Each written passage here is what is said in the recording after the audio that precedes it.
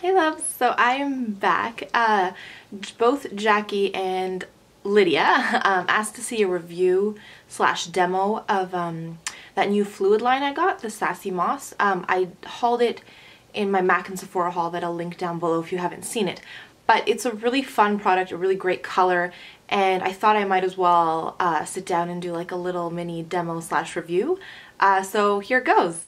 Before I jump into sort of the close-ups and all that jazz, I do have two different eye makeup looks on. So this one is where I demoed it as a liner, and this one I demoed it as like a cream color base. So I'll show you what I did on each eye and like talk about the application, all that good stuff.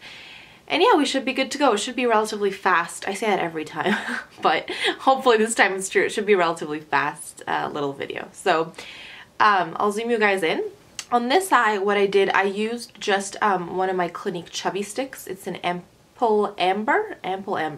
I'll list everything down below, but I used it sort of all over as a cream shadow, and then just winged out the Sassy Moss Fluidline with a MAC pencil brush. I really like it. I like that it's not black, so it doesn't have to be super perfect, and it still looks really nice. I just really loved it. It was easy application.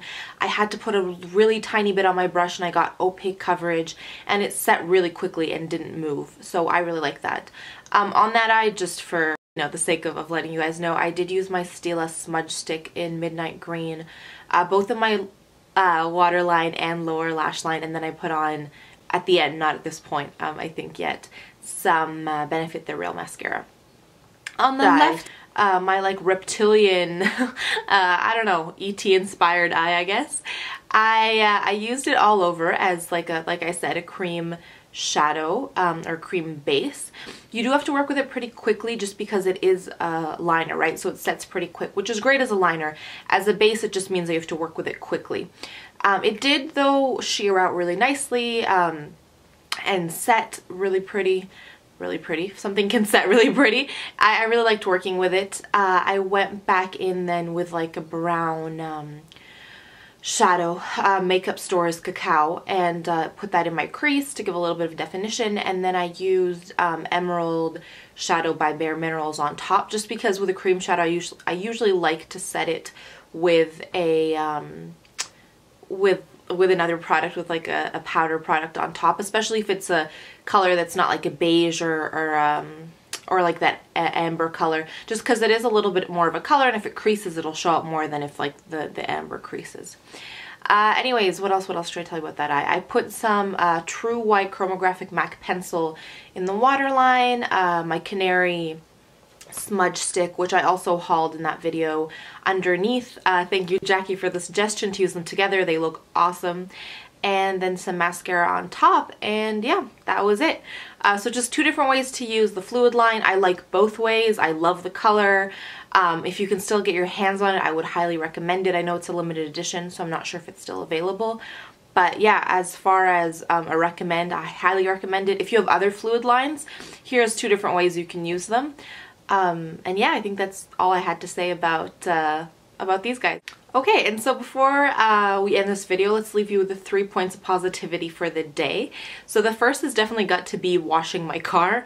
It has been snowy and slushy, and my car has been really, really dirty, but I just haven't wanted to clean it or wash it, I guess. I've cleaned the inside because it's just been so snowy, and I'm like, there's no point in washing it.